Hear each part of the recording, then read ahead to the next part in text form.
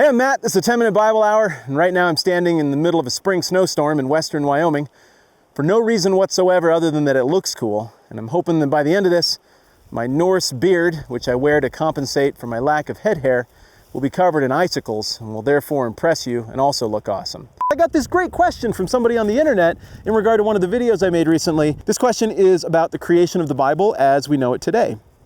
It goes, it used to be a loose collection of scriptures, but I believe it was the Emperor Constantine who brought together what we'd call today a panel of people to decide which of the many, many texts written by Jews and Christians would be the official sanctioned Bible. So if the Bible is inspired by God, then what about the scriptures that didn't make the cut? The apocryphal texts that were pushed aside, are they inspired or not? And does that mean you believe that Constantine was also inspired by God when he chose the texts that would constitute the Bible?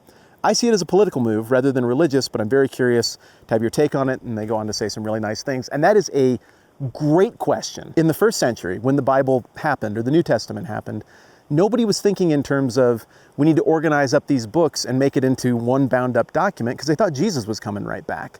So they weren't thinking, how do we preserve this for 100, 200, 500, 2,000 years down the road?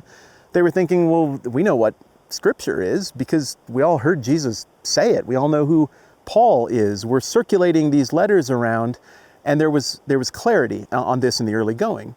But by the time you get into the late first century and into the second, people are having to adjust those expectations, and they start to realize maybe we were viewing this through optimistic me-first lenses, and Jesus actually has something different in mind, and this thing's going to go on for a while. That's when that impulse toward preserving what had already been written started to get big-time momentum.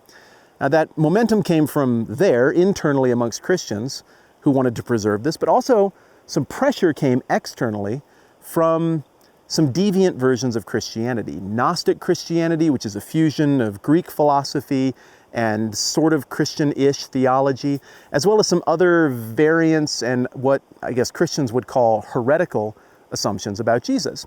And so what goes down is some of these outlier groups start to produce their own collections of books that are a mix of the early stuff that the apostles wrote in the first century and much later stuff from the second century that is obviously way after the fact and that seems to be pointing toward a very different version of Jesus and what the message of him and his kingdom were. And so what you see is key early leaders start to lay out, not even as an argument or in an official capacity that would be binding to anyone else, but just as a matter of use, they start to lay out descriptions of what people view as Scripture and what they've always viewed as Scripture. For the most part, the heart of the New Testament, as you and I encounter it today, everybody seemed to agree on within orthodoxy very, very quickly in the second century.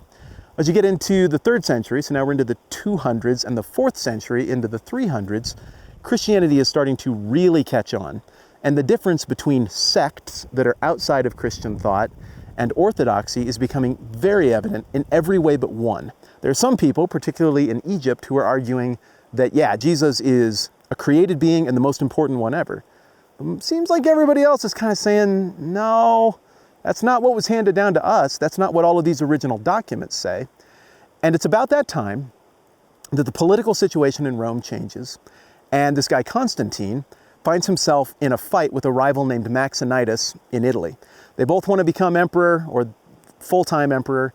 They have a big battle at Milvian Bridge. Constantine wins, and in that battle, he claims, whether this is valid or not, I don't know, sounds a little apocryphal to me, that he received some kind of vision that said, conquer by this. He paints this Christian symbol on the front of the shields of his army. He wins this battle, and from there on out, he's converted. So he gains control of this massive empire, biggest one the world's ever seen, and he's trying to shift the focus of this empire east. But the further east he goes, the more he runs into this big theological question. So he's a Christian now. Rome has persecuted Christians in the past. Constantine declares Christianity a tolerated religion, but he has to sort this thing out. This is where your Council of Nicea comes in, roughly 325 AD. So Constantine gets together all of these bishops, and they show up at the meeting. They're beat up, flogged, bruised. They still show all the marks of persecution. And they get together, and we know exactly what they talked about because this meeting is hyper well documented. They talked about that question about the nature of Jesus. What they didn't talk about was the canon of Scripture. It is a very common misconception that Constantine picked this, but he didn't. And further, We have all kinds of evidence of people already thinking in these categories long before Constantine. And even if you talk to any Christian scholar, they'll say that the first identified on-paper version of the New Testament canon as we have it today, that's identical to what we have, is actually from a guy named Athanasius, and it's in like the 360s AD. So, 40 years after the Council of Nicea. Now, the bottom line is, there was no secret vote. Constantine had no say over this. I don't think he was sophisticated enough theologically or as a Christian to have even asked the question as to the canonicity of these different things. I think he was worried about, and I think the commenter nails this, political unity in his empire. So it is fair to say that Constantine was going for something political and that he couldn't declare Christianity legal and then lose face immediately when his new religion cannibalizes itself over this debate that to outsiders would have seemed like crazy, how many angels can dance on the head of a pin kind of talk, right? So yes, he wanted to get that sorted. Yes, he wanted to unify the empire.